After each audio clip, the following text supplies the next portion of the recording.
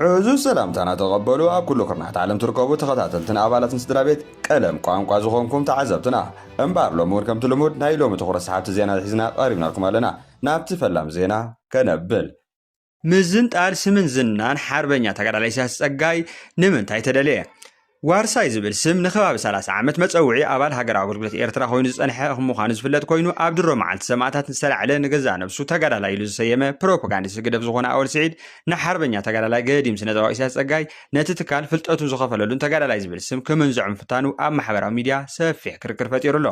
ኣብ ቀረባ መዓልታት ነቲ ነበር ስነጠባዊ ፕሮፓጋንዲስት ኣወል ስዒድ ኣብቲ ናይ ባዕሉ ሚድያ ዝኾነ ህዱሞና ቲቪ ዝተባሃለ ዩቲዩብ ቻነል ኣብ ዘቕረበው ብቅድመ ሞኖሎግ ንተኸታታሊ ዝሰርሖ ፖለቲካዊ ትሕዝቶ ዘለዎ ኣብ ጽምዶ ዘተኮረ ሓተታ ብዛዕባ ዋርሳይ ዝብል ስም ንመበቆል ዝተዛረበ ኣባሃላ ሰፊሕ ክርክር ፈጢሩ ይርከብ ኣወል ስዒድ ዋርሳይ ዝብል ስም ኢሳያስ ጸጋይ ዝበሃል ንፉዕ ስነጠባዊ ዝበሎ ክኸውን ይኽእል እዩ እንተዘይተጋገየ ብምባል ብተወሳኺ ናይ ሃገር ኣገልግሎት ስም ግን ብመንግስቲ ደረጃ ተሓሲቡ ክወፅእ ዝግባእ ነይሩ ክብል እውን ይወቅስ እዚ ባህላ ግን ኣብ ማሕበራዊ ሚድያ ኣብ መንጎ ኤርትራውያን ብዙሕ ተቃውሞ ኣላዒሉሎ ብዙሓት ርእይቶም እናውሒቶም ድማ እናሃቡ ይርከቡ እቲ ክኸውን ይኽእል ዝብል ኣገላልጻ ንታሪኻዊ ሓቂ ዘየረጋግጽ ኣጠራጣሪ ምዃኑ ድማ ይነቕፉ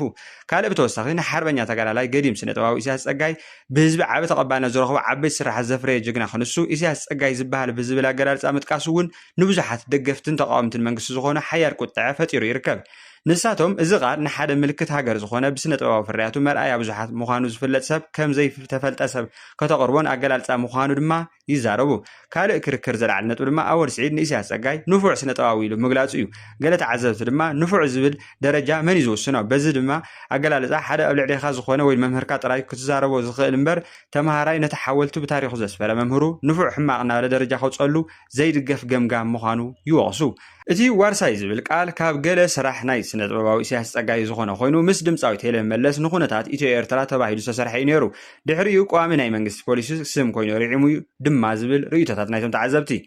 እዚ ክርክር ኣብ ድሮ መዓልቲ ሰማዕታት ምልዓሉ ግን ገለ ወገናት ዘይመደይ ተባሂሉ ስምን ዝና ነቲ ሓርበኛ ንምጥፋእ ግዜ ቆፂሮም ይነቕፍዎ ኣለዉ ክብሉ እዮም ዝወቕሱ ካልኦት እሙናት ደገፍቲ ስርዓት ዝኾኑ ግን ታሪኻዊ ሓቂ ኣብ ዝኾነ ግዜ ክዝረበሉ ከም ዝግባእ ከዓ ይምግቱ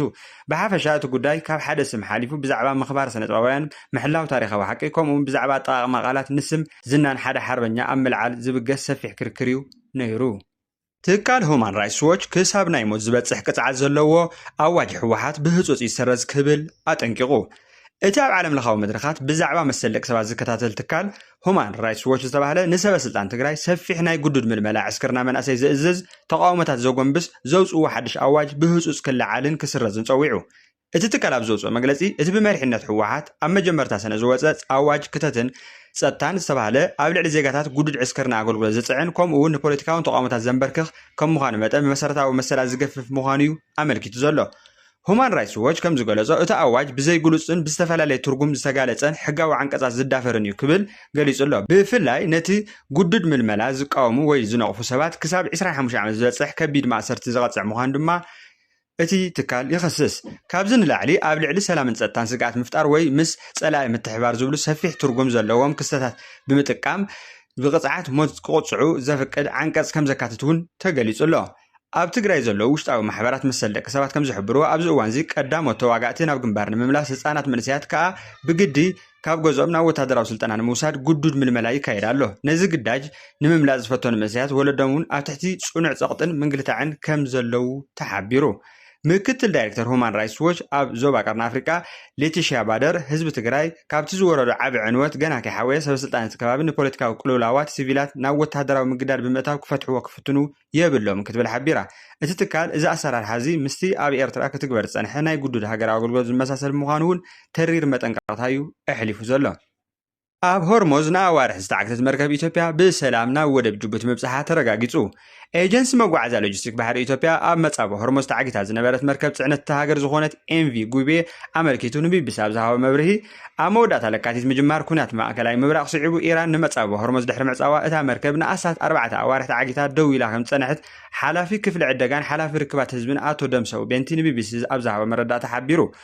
ኣቶ ደምሰው ከም ዝበሎ እታ መርከብ ኣሜሪካን እስራኤልን ንኢራን ንምጥቃዕ ኣብ ዝጀመራሉ እዋን ዕለት 21 ለካቲት 2018 ብኣቆጻጽራ ግእዝ ኣብ ወደብ ሕቡራት ኢማራት ዓረብ ሳርጃ ጉዕዛ ምጅማራ ይገልጽ እታ 23 ኣባላት ሰራሕተኛታት ጽዒና ዝነበረት መርከብ ናውቲ ሕክምናን ፍረታትን ሓዊሱ ዝተፈላለዩ ኣብ ኮንቴነር ዝተዓሸጉ ነገራት ጽዒና ከም ዝነበረት እዩ እቲ ወሃቢ ቃል ዝገልጽ። ካብ ሽዑ ጀሚሩ እቲ ኩነታት ኣብ ዘጋጠመሉ እዋን ኣብ ሓደ ቦታ ክትዓርፍ ተገዲዳ እያ ዝበለት ወሃቢ ቃል 4 ኣዋርሕ ንኽመልእ 3 ወይ 4 መዓልታት ጥራይ ኣብ ዝተረፈ ድማ ብሰላም ናብ ወደብ ጅቡቲ ኣትያ ኣላ። እታ መርከብ ኣብ ዝዓረፈትሉ ኣዋርሕ ኣብ መንጎ ትራንስፖርት ሎጂስቲክ ባሕሪ ኢትዮጵያን ሰራሕተኛታት እታ ገንቢን ቀጻሊ ርክብ ከም ዝነበረ እውን ሓቢሩ። ርክብ ናይ ተቋረፀን ብቐጻሊ ንራኸብ ነርና ኢና ዘድልዮም ነገራት ሒዞም እዮም ከይዶም ንሕና እውን ዝኾነ ዘድልዮም ክረኽቡ ኩሉ ዝካለና ክንገብር ፀኒሕና ብምባል ነቲ ዝነበረ ኩነታት የረድእ። ብመሰረት እቲ ወሃቢ ቃል እታ መርከብ መግብን ካልእ ኣገዳሲ ነገራትን ሒዛ ስለ ዝነበረት ኣብቲ ንኣሳት 4 ኣዋርሕ ዝነበረ ደውታ ኣብ ልዕሊ ሰራሕተኛታት እታ መርከብ ዘጋጠመ ርኡይ ፀገም ኣይነበረን ክብል ነታ ሎሚ ብሰላም ናብ መዕረፊያ ዝበፅሐት መርከብ ዝነበረቶ ኩነታት ብሓፈሻ ገሊጹ። ናብ መቐለ ክጓዓዝ ወጢኑ ዝነበረ ኣምባሳደር ማሲንጋ ነቲ መደብ ከም ዝሰረዞ ተፈሊጡ።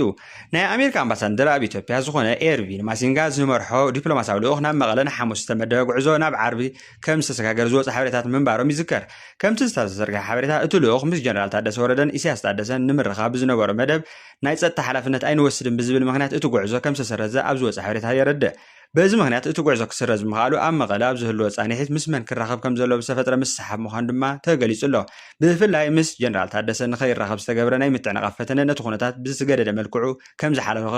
ውፅኢቱ ድማ ሙሉእ ብሙሉእ ምስ ስራዝ ጉዕዞ ምዃኑ ተሓቢሩ ኣሎ። እቲ ሓበሬታ ብተወሳኺ ምስ ጀነራል ታደሰ ወረደ ምርኻብ እንተተኻይዱ ንሕጋዊ ተቐባልነት ዝምልከት ፖለቲካዊ ትርጉም ከይወሃብ እውን ኣብ ውሽጢ እቲ ውሳነ እቲ ጉጅለ ውድብ ሕወሓት ከም ዝነበረ ይግለጽ። ይኹን እምበር ክሳብ ሕጂ ብወግዒ ካብ መንግስቲ ኣሜሪካ ይኹን ወይ ካብ ካልእ ኣካል ዝተረጋገፀ መግለፂ የለን። ብተወሳኺ መሰረት እቲ መደብ ኣምባሳደር ማሲንጋ ምስ ዝተወሰኑ መናእሰይ ክራኸብ ትፅቢት እናተገበረሉ ይጸኒሑ። ኣብቲ ርክብ ኣብ ህሉ ኩነታት ትግራይን ኣብ ዝተፈላለዩ ማሕበራዊ ጉዳያትን ልዝብ ክግበር ከም ዝሓስበ እዩ ዝፍለጥ። ካብዚ ብተወሳኺ እቲ ኣምባሳደር ኣብ ዩኒቨርሲቲ መቐለ ዝርከብ ኣሜሪካን ኮርነር እውን ክበፅሕ መደብ ከም ዝነበሮ እቶም ሊሒቖም ዝወፁ ሓበሬታታት የረድኡ። አቶ ጌታቸው ረዳ ንኤርትራ ንሰራዊት ኢትዮጵያ ክትገጥም ዓቕሚ የብላን ብምባል ኣዘራረበ ኮይኑ ኣሎ። ኣማኻሪ ጠቅላይ ሚኒስትር ኢትዮጵያ ንጉዳያት ምብራቕ ኣፍሪቃ ዝኾነ አቶ ጌታቸው ረዳ ኣብ ናይ ብሔራዊ መከላከያ ኮሌጅ ዓመታዊ ኮንፈረንስ ብሔራዊ ድሕንነት ዘስምዖ መደረ ኣብ ኤርትራን ዞባዊ ፀጥታን ዝምልከት ሓያሎ ፖለቲካዊ ምግለጻት ሂቡ ኣሎ። አቶ ጌታቸው ረዳ ኤርትራ ኣብዚ ሕጂ እዋን ኣንጻር መከላከያ ሰራዊት ኢትዮጵያ ክትቃወም ዝኽእል ወታደራዊ ዓቕሚ ከም ዘይብላ ይገሊጹ። ብተወሳኺ መንግስቲ ኤርትራ ንውሽጣዊ ፀገማቱ ንምድፋን ኣብ ኢትዮጵያ ዝፍጠር ዘይርጉእነት ከም መሳርሒ ይርኦ ክብል እዩ ዝወቅስ። ኣብቲ መደረ ብተወሳኺ ኤርትራ ሃገርን መንግስትን ከም ዘለዋ ክትቀጽል ዘኽእላ ውሽጣዊ ዓቕሚ እናተዳኸመ ይኸይድ ኣሎ ብምባል ኣብ መንጎ ቆላን ደጋን ዘሎ ማሕበራዊ ፍልልይ እውን እናሰፍሐ ይኸይድ ኣሎ ክብል ተዛሪቡ። ካልእ ናይ ውሽጣዊ ፍሕፍሕ ጠንቂ ከበርህ እውን ይፍትን። ብዛዕባ ስምምዕ ፕሪቶሪያ ድማ እቲ ስምምዕ ድሕሪ ምፍራሙ ቀዳማይ ዝተቆጠዐ ፕረዚደንት ኤርትራ ኢሳያስ ኣፈወርቂ ከም ዝነበረ እዩ ዝገልጽ። ምክንያቱ ድማ ንሕወሓት ምድምሳስ ዝነበረ ዕላማ ሙሉእ ብሙሉእ ስለ ዘይተዓወተ እዩ ክብል እዩ ዝወቅስ። ኣብቲ መደረ ሕጂ ግን ገለ ኣካላት ሕወሓት ምስ መንግስቲ ኤርትራ ይተሓበሩ ኣለዉ ብምባል እቲ ምትሕብባር ድማ ንሓባራዊ ፖለቲካዊ ውድይታቶም ከም ዘገልግሎም እዮም ኣረዲኡ። ብተወሳኺ ፕረዚደንት ኢሳያስ ኣፈወርቂ ኢትዮጵያ ንወደባት ኤርትራ ክትጥቀም ዘይደልየሉ ምክንያት ገንዘብ ብምፅላእ ዘይኮነ ዜጋታት ኤርትራ ብሰፊሕ ናብ ኢትዮጵያ ክጉዕዙ ስለ ዝኽእሉ እዩ ክብል ገሊጹ።